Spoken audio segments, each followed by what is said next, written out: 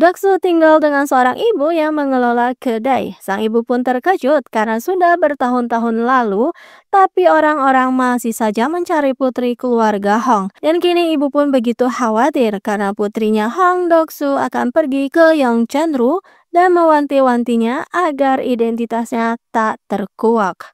Sedangkan Pangeran Muyong dari kejauhan ia bisa melihat pangeran kerajaan terus batuk-batuk. Seperti dulu kala ketika masih kecil, di mana ayah Pangeran Muyong masih belum menjadi raja.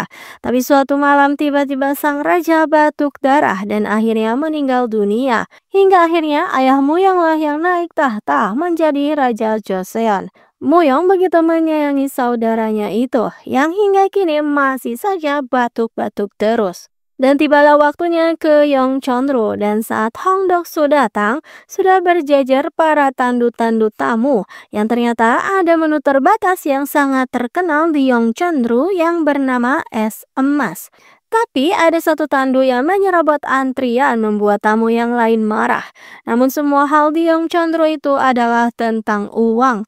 Jadi siapa saja yang memiliki banyak uang, maka dengan mudah ia bisa menyuap para pegawai di sana.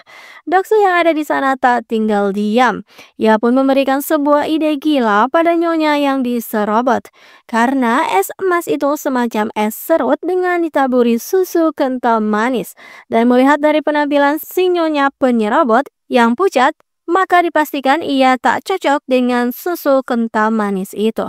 Sedangkan Doksu mulai mengantri di bagian pemagang. Di sana ia bertemu dengan seorang pria pemagang lainnya bernama Jun Junhwa yang sedang keribetan karena membawa banyak tas. Dan karena ada aturan dilarang membawa banyak tas, Junhwa pun meminta Doksu yang ada di depannya untuk membawakan tas miliknya. Tapi Doksu tak mau jika gratisan. Akhirnya mau tak mau Junhwa memberikan isi setengah tas itu yang berisi makanan untuk dibagi dua dengan Doksu sebagai imbalan. Dan kini tiba gilirannya Doksu, sertifikat merahnya sedang diverifikasi. Lalu Doksu pun mengeluarkan makanan berharga milik Junhwa untuk menyuap petugas. Doksu pun akhirnya bisa lolos pemeriksaan dengan mudah. Sedangkan di dalam Yongchonru, mengikuti idenya Doksu, si nyonya yang diserobot pun bisa dengan mudah memanas-manasi si nyonya sok banyak duit itu. Karena es emasnya itu tak diberi susu kental manis. Karena gengsi si nyonya pun meminta diberikan susu kental manis sebanyak-banyaknya. Dan alhasil benar saja, setelah memakannya dengan tamak, si nyonya pun menderita di dalam toilet. Para pemagang kini mulai berkumpul dan diberi perintah untuk segera berganti pakaian. Wah, gawat. Bagaimana Doksu bisa berganti pakaian bersama dengan banyaknya pria itu? Dia pun lalu mencari pojokan untuk segera berganti pakaian. Tapi tiba-tiba Muyong datang dengan heboh. Ingin diperlihatkan dadanya Doksu.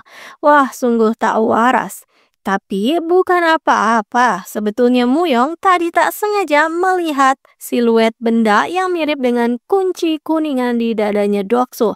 Maka dari itu Muyong pun heboh begitu. Keduanya lalu bertengkar dan Junhwa mencoba untuk melerai. Begitu jadi sangat heboh, padahal yang lainnya sudah mulai berdatangan ke lapangan. Lalu ada juga seorang pria yang kehebohan karena pakaiannya tak sesuai.